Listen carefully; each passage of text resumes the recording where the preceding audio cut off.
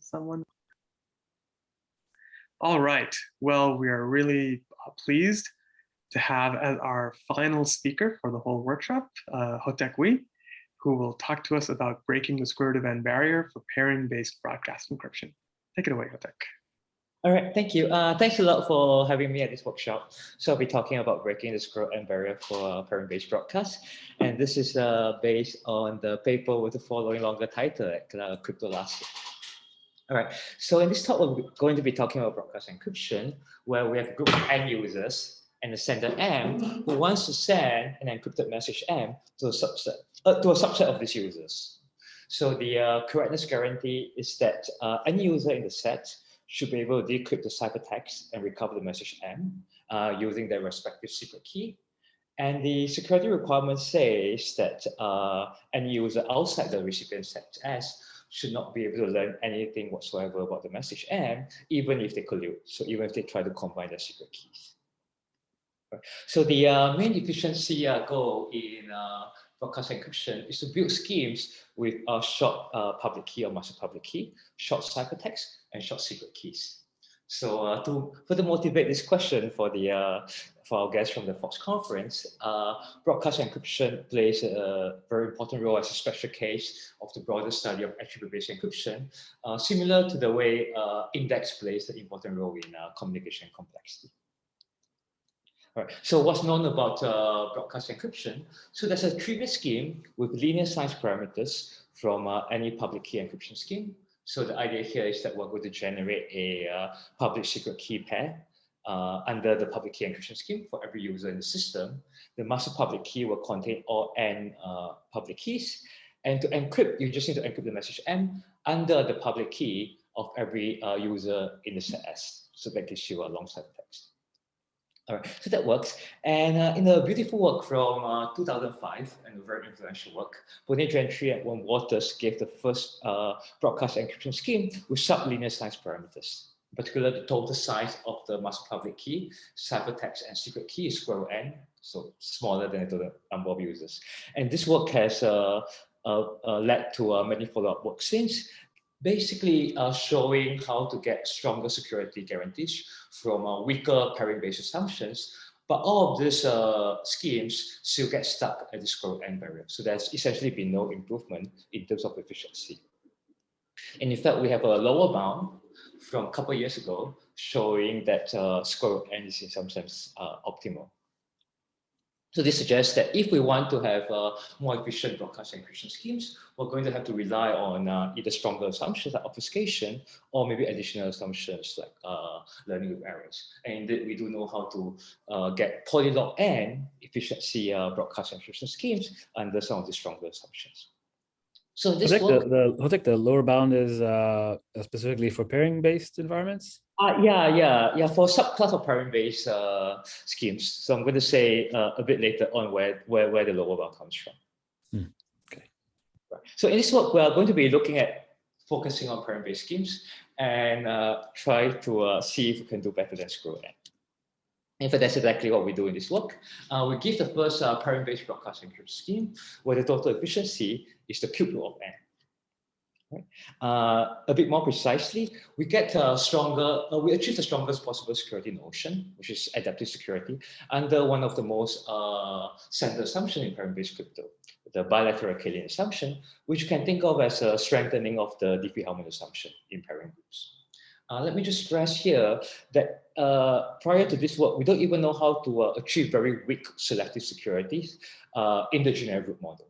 So this is really not just, we get good securities. And just to be clear, bilateral, D-Lin implies bilateral k-Lin, is that right? Or do you need asymmetric pairing? Think of bilateral more or less as D-Lin in asymmetric pairing groups. Okay, so you do need asymmetric pairing groups. We don't. But we need that when in the security assumption, we need that the terms are given both in G1 and in G2. Right. That's what I'm saying. So that means that D-Lin in the symmetric setting implies bilateral k-Lin. Do you agree? Yes, that's correct. Okay, great. That's correct. But for symmetric groups, you can also define, maybe let's take this a bit offline, but essentially, yes. Okay, so basically we get one of the most standard assumptions. And right, let me quickly say what the main conceptual breakthrough here is. So the main conceptual new technique here is the notion of quadratic reconstruction. So to give a sense of why this is sort of different, basically all prior broadcast encryption schemes and attribute-based encryption schemes rely on some kind of linear secret sharing scheme, which enjoys linear reconstruction.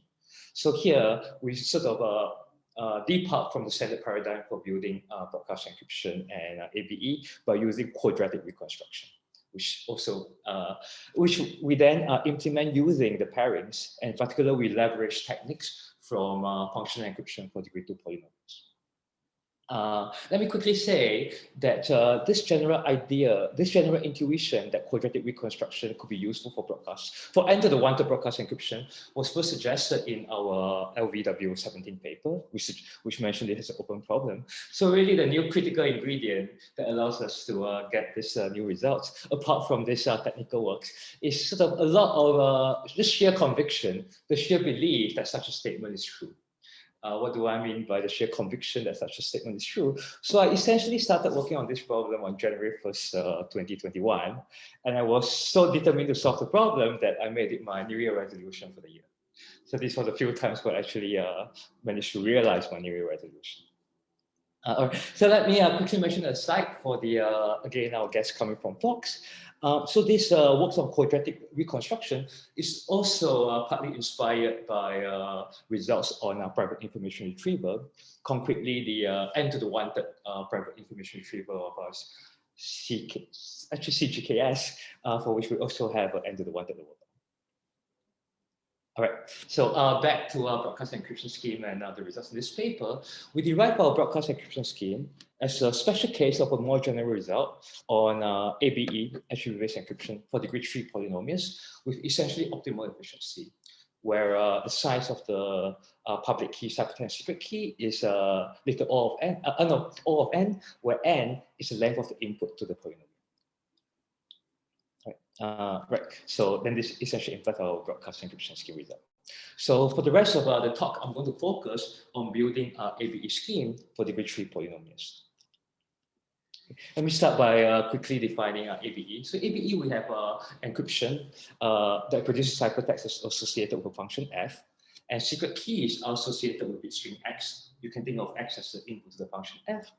And correctness says that we should be able to decrypt and recover the message m if f of x is not equal to 0. So we're going to be thinking about f as being potentially having non-binary outputs. So not equal to 0 is true. And security says that the ciphertext and the secret key should hide the message m if f of x is 0. And moreover, this should be true even if there are collusions. So if the adversary gets many secret keys, for different x's, or which f of x, for which f is equal to 0. So then broadcast encryption corresponds to a special case of ABE, where the function is parameterized by set S, and the functionality is basically a set membership. You can think of also a broadcast encryption equivalently as the set S being specified by a vector of length n, and basically the function is computing the f bit of the x bit of the function f. Right, so we'll also be looking at ABE for degree 3 polynomials. Here we think of the input as being 3 vectors, x1, x2, x3 of length n. The function is specified by coefficient vector of length n cubed, and the output of the computation is basically the inner product of f and the tensor product of x1, x2, x3. So it's easy to see that degree 3 polynomials imply broadcast encryption, essentially by identifying the coefficient vector with the vector for the set S. And that's where the that basically maps capital N to little n cubed, and that's where the n to the 1 that comes from. So we'll be looking at ABE for degree 3 polynomials, but before that, we'll start by building by looking at ABE for degree 2 polynomials. So now your coefficient vector of length n squared, and your input is just x1 and x2. Right. So the starting point of our construction is our cp-abe scheme for degree 2 polynomials from our 2017 paper, which is optimal efficiency. So the total sum of the parameters is linear in the size of the input n, where n is the length of the input to the degree 2 polynomial. Okay, so right. So this is roughly speaking what the scheme looks like. I'm going to break it down for you.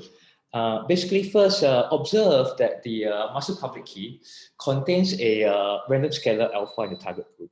So we use subscript T, bracket subscript T to denote target group, bracket subscript 1 to be in the subscript G1, and then subscript 2 to be in the subscript G2.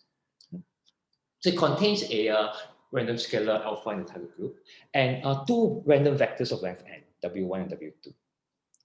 The ciphertext essentially contains an L-gamma encryption of the message M under alpha. So you pick a random scalar S and use alpha times S to pass M.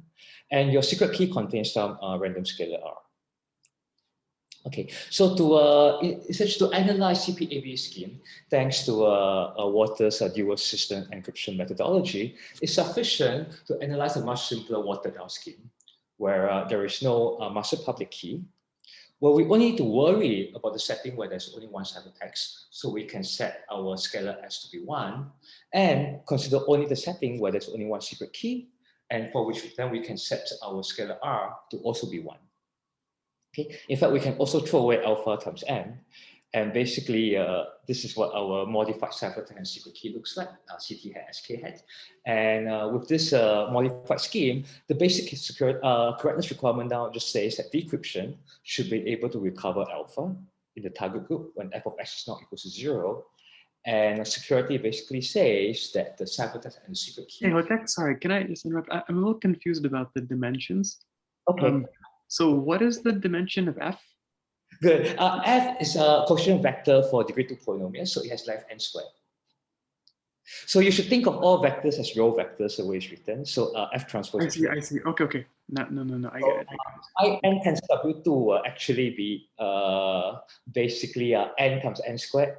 And when multiplied by F, which is the... and when you use the tensor notation, you mean like tensor and then vectorify. Is that right? I'm tensoring a matrix with a vector W2. So essentially, what happens in the ciphertext is that we're going to essentially take this vector f, which has length n squared, break it down into n parts, break it down to n blocks of size n, and then take each of them, compute the inner product with W2. So then you get a vector of length n, which you then one-time paired with W1. That's basically what's happening. Okay. All right. Okay, so so that's basically what's happening in algebra. So the ciphertext actually has length n. The exact details are a little bit less important. Right, so correctness says that we can recover alpha f of x is not equal to 0, and security says that the ciphertext and secret key should hide alpha when f of x is 0. What's the security assumption here? I'm sorry? The security assumption depends on, what is the security assumption? I haven't said what the security assumption is, but for this specific scheme, we can achieve our security statistically. We can achieve what? You can achieve it statistically, so no assumptions. Okay. Because there's only one ciphertext and one secret key. Okay, in fact, I'll explain how security goes. Right. So this is basically our simplified scheme. So our ciphertext is basically a vector of length n. Our secret key is actually, the first term is actually a scalar. The second term is a vector of length n. Right. So what do we want to do? Let me first say how correctness works. Correctness will basically compute f of x times alpha in the target group using the equation below. And if f of x is not equal to 0, you can divide by alpha of x and recover alpha. Okay, so the thing I want to emphasize about the way we compute f of x times alpha is that it's actually a linear function with respect to the ciphertext and to the secret key. So if you hardwire your f on your axis as a function of the ciphertext and the secret key, it's actually a linear function. Okay. And security is in fact statistical. So the linear is sort of related to the notion of linear reconstruction for linear secret sharing schemes. Right. So for our security is in fact statistical. So to answer Dan's question, and why is that so? Well, first, if you ignore the first term of your secret key, everything is random. Right? So basically, your ciphertext is random because W1 is a one-time paired. And then your secret key, the second part of the secret key is random because W2 is one-time paired. Right? So the only thing that's leaked when you look at the additional term, it's basically just one more scalar. And this one more scalar is essentially completely determined by all the other terms and f of x times alpha.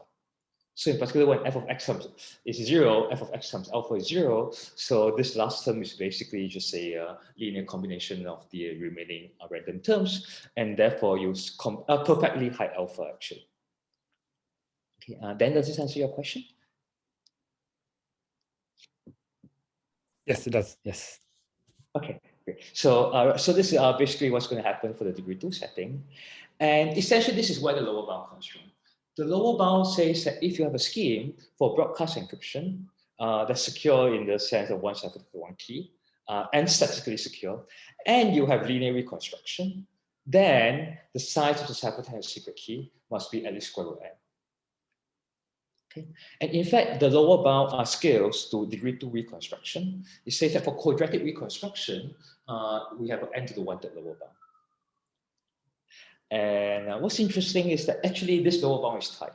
So we have a matching upper bound from our 2017 paper, giving a construction that gives with total complexity n to the 1/3. The trouble with this scheme is that it only works over F2. So basically the construction crucially uses the fact that we're working over P of characteristic 2, so that certain terms get cancelled out and you don't have to compute them. But if you want to build a pairing-based scheme, you actually need something that works over FP, where P is a large prime. And this is basically what we achieve in this work. So our work can be seen as sort of showing how to realize such an object over ZP, in fact over ZP in the exponent, and achieving only computational security, basically under the DDH assumption. And then we show that even though it only satisfies computational security, sorry.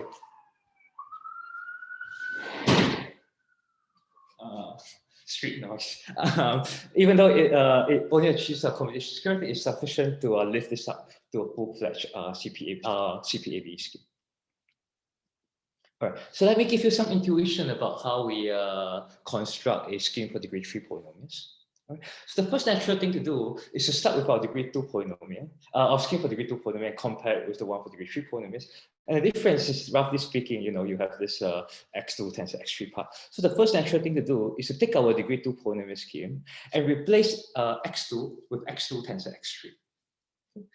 If you do that, then the natural thing to do next is to replace w2 by w2 tensor w3, where w3 is another random vector of length n. So if you make these modifications, you get the following scheme, which has ciphertext size order n. So this is right ciphertext size. But your secret key now has size n squared because of the x2 tensor x3 term and the w2 tensor w3 term. Okay. So our first thing we're going to try to do is to compress our secret key from size n squared to size n by basically showing how to compute this term, which has size n squared, using terms of size n. Okay, and we're going to do this computationally. So the first idea is we're going to look at this x2 tensor x3 times alpha. And here, this is where basically we're using ideas from functional encryption for degree 2 polynomials. What we're going to first do is we're going to put in the secret key an algebra encryption of x3 times alpha. So now, during the encryption, we're going to try to compute this term of size n squared. And during the encryption, we're going to take this algebra encryption of x3 times alpha and cancel with w2. This will produce a bunch of cross terms that we need to cancel out to get to this term of size n squared. And turn out the cross terms split nicely into the tensor product of two vectors of length n. And we can put one of these vectors into the secret key and put the other vector in the ciphertext. So that basically will give us our scheme of complexity n. And note that now reconstruction is actually quadratic and not linear, because you need to tensor something from the secret key with something from the ciphertext. That's where the quadratic reconstruction comes from.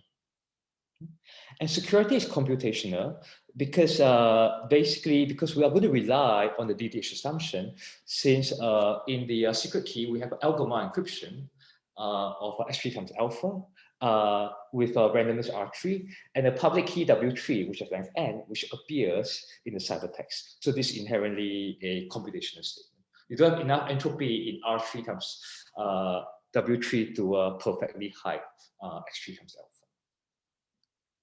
Right? So with a bit more work, you can show indeed that you can indeed show that under the deviation assumption, CT and SK height alpha whenever f of s is equal to 0. All right, so this sort of allows us to get to the right size for ciphertext secret key. Except now, if you think about trying to lift this up to our full-fledged public key scheme, you're going to have to think about the master public key. And now our master public key is going to have size basically n squared, because we need to basically embed W2 tensor W3 in a group G1 in the master public key so that we can compute the term involving W2 tensor W3 in the ciphertext. Okay, so now we sort of get the right parameter sizes for ciphertext and secret key, except the public key is too big. And here comes the second idea, which is that we're going to basically, to compress the master public key, we're going to have the encryptor pick W3 during encryption. Okay, so W1 and W2 are still chosen by the setup algorithm, but W3 is chosen by the encryptor. Okay. So this is okay for encryption. The encryptor is still able to compute the ciphertext given W1 and W2 in the exponent. Since it knows W3 in the clear, it can compute W2 tensor W3 in G1. The problem comes in the secret key. So your key generation algorithm will no longer be able to generate the term x3 alpha times R3 times W3 because it doesn't know W3. Right? So the way we solve this problem is we're going to essentially have the decryptor compute x3 times alpha plus R3 times W3 by giving some extra hints in the ciphertext and in the secret key. So what are these hints? In the secret key, we're going to publish essentially a one-time pad of R3 and a one-time pad of x3 times plus alpha. Okay, and then during decryption, you're going to multiply this by W3. You get some cross term, and turn out the cross term fits nicely into the ciphertext, and you can recover this term involving W3. All right, so pushing everything up, this is basically what our final scheme looks like. And now we get a scheme, at least for the stripped down version, where we have the right complexity, everything is linear size. So to upgrade this back to our full-fledged public key encryption scheme, we're going to have to undo the changes that we made. So we will have to put back the random scalar S and the random scalar R. So this can be done while preserving correctness and without blowing up. And since this only multiplies everything by scalar, this preserves the linear complexity of the scheme. So that's basically our final scheme. And okay, so that's basically all I'm going to say about the scheme. I'm going to conclude, but this is a good time to ask questions about the scheme. Okay, then let me quickly conclude. So in this work, we present a new broadcast encryption scheme, a cp-abe scheme from pairings. We show how to break the square root and barrier using quadratic reconstruction. And let me say that we now have a new work showing how to get polylog and broadcast encryption from a new variant of LW, from a new variant of the LW assumption. What's the new variant? What's this? What is evasive LW? You should think about the new variant as essentially has a flavor of a generic group model version of LW assumption. Okay, that's something I've been thinking about for the last 10 years. So what does that mean? I really want to know what you just piqued my interest incredibly. Please explain. Right. In a setting also where you can avoid this draw everything at text for many natural approaches of Can you state it? Can you state the assumption? Yeah, so it basically has the following flavor. It has it's a flavor that says that actually let me say now. It actually says something like, let's say you have SA plus E. Typically LWE says that SA plus E is a pseudo-random. Okay. Typically, then what happens is that what happens? What if you're given some Gaussian pre-images? Say A inverse of P. So A inverse of P are short vectors such that A times blah equals to P. So is SA plus E pseudo-random in the presence of this Gaussian pre-images?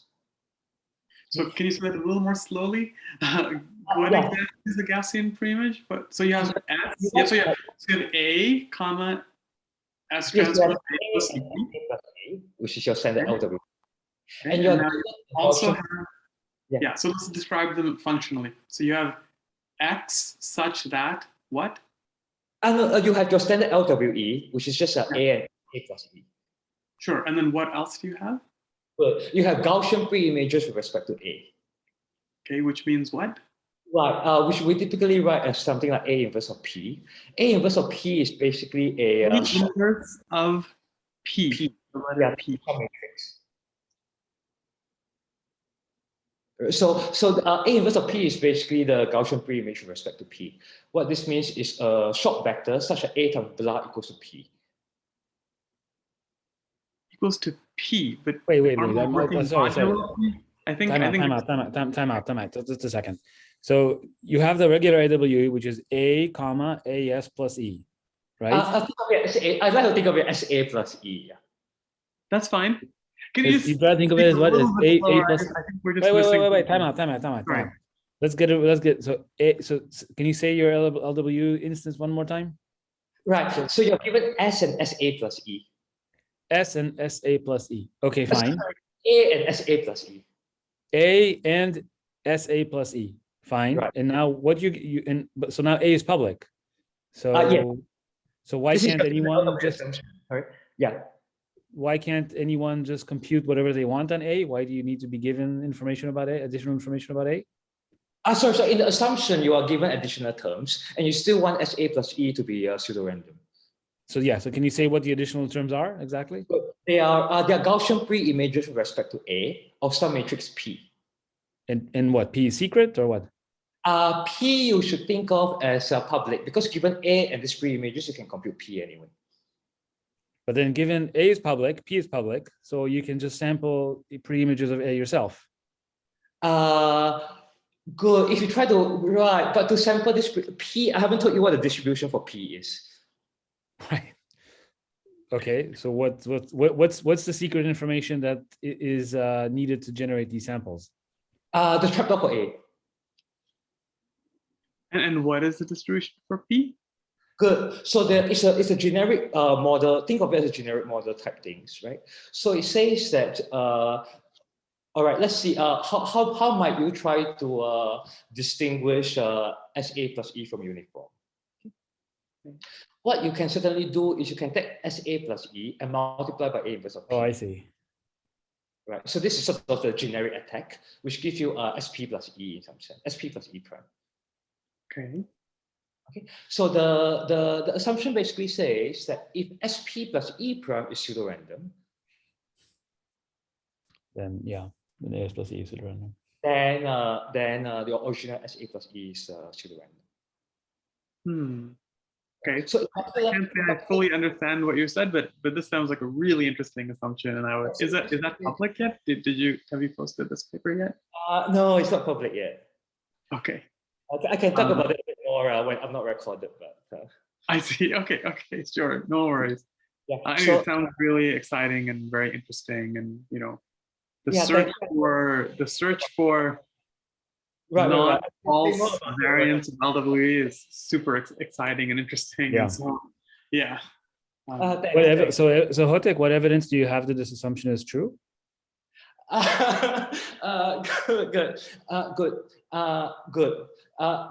Good. So good. Sorry, I feel like I don't know. It's okay to say none. It's fine. None is a perfectly fine answer. All right, very little, but it's in a regime where zeroizing attacks do not work.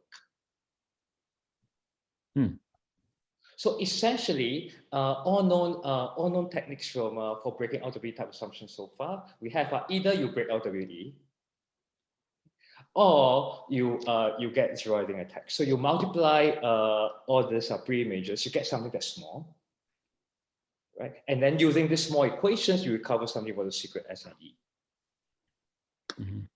Now, if SP plus E prime is pseudo-random, then you don't get something small. In particular, it's going to be something big. So the structure of such a thing is essentially good. So there's some evidence that this sort of assumptions essentially why we don't have any attacks on the current candidates for witness encryption.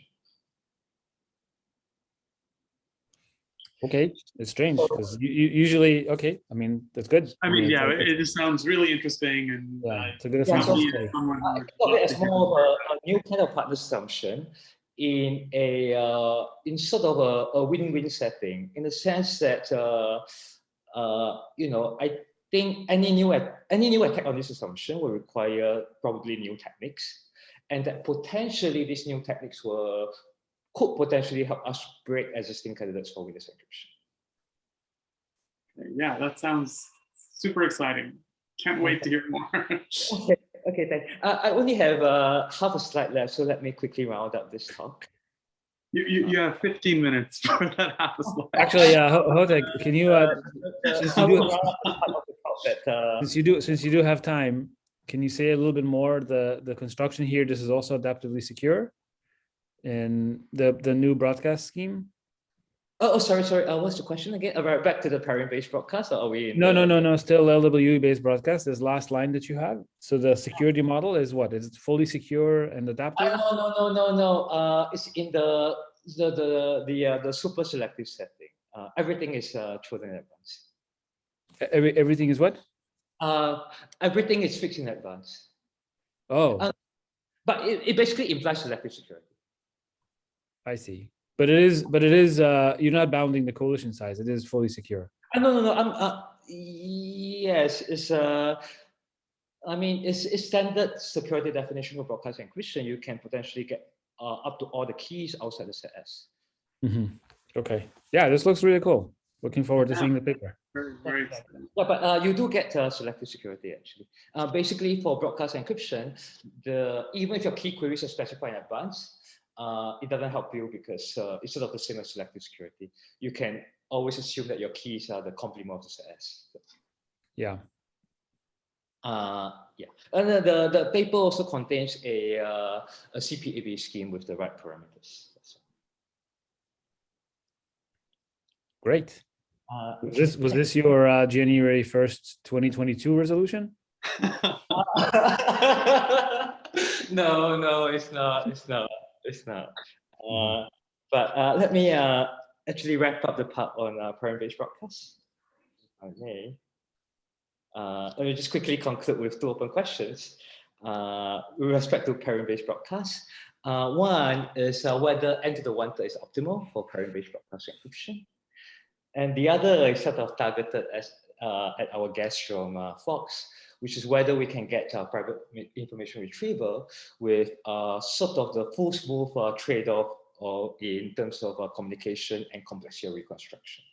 So roughly speaking, you can define a notion of degree of reconstruction for peer.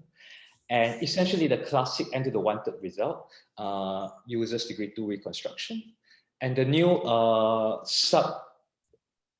sublinear, depending on how you measure it, or sub-exponential peer, two-server peer, uses essentially a logarithmic degree reconstruction.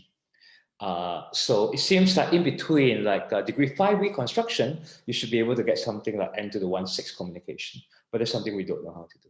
So it'd be nice to have peer with this trade-offs between communication and reconstruction. Okay, let's conclude the main part of my talk. Thanks. Right. Yeah, very nice. Yeah. So the n to the 1/3 construction, does it generalize? Like if I give you a trilogy map, would you get n to the 1/5? Sorry, n to the 1/3 does it generalize? N to the 1/4. You would get it. So there's this scheme, this approach that you have to constructing n to the 1/3, or more generally cp-abe, does it generalize? If I give you like with trilinear maps, would it generalize to? Yeah, yes, that's a good point, right? It should basically d-linear map should give you n to the 1/d plus 1. Yeah, but it's very messy, but it should. Basically, what happened is that you basically do a recursive thing where you reduce degree d to degree d minus 1, and then you have to cancel all these cross terms. When this d are very, very high, you have to be very careful about the cross terms. Yeah. So basically, you get n to the 1/d plus 1 with some hidden constant that is exponential in d. So there should be a hidden constant that's at least 2 to the d. Oh, I see. naively speaking. Yeah, I see. Which sort of makes sense because you expect that in some sense, right. So for instance, if D is log n, then you get back n if you ever do to the D dependency. Right. So right, so the Yeah, we log in, but I mean, but that would not would log in. If you have a login multilinear map, we already have broadcast encryption. We already have login logarithmic broadcast encryption in that case. Yes, you do, but not via the technique that I have where you have to Right. to the defect. Right, you're right. Yes. Right. So actually, if you go all the way to login, the problem is solved. It's just kind of the lower values were the lower values of the multilinearity were interesting, and this looks like an improvement over the lower value regime. Right. In that sense, yeah. Except the techniques don't scale well to a noisy. Yeah. So Right. slightly unclear what happens with trilinear maps. Yeah. Very cool. But with trilinear maps now we also have I/O. So. Right, but it's always important to understand how different mathematical structures can be useful, right? So. Yes, and what was interesting is sort of some of this also ties into sort of degree of reconstruction and sort of information theoretic primitives. Yeah. Right. So sort of this gap between 2 and 3 also features quite a bit in Elec's talk yesterday. So a lot of cryptography is about playing between numbers 2 and 3. Right. Yeah, and of course, this is also black box in the bilinear map, which is also very important, of course, in terms of efficiency. So that's great. Any questions? Any questions from anyone else who's here?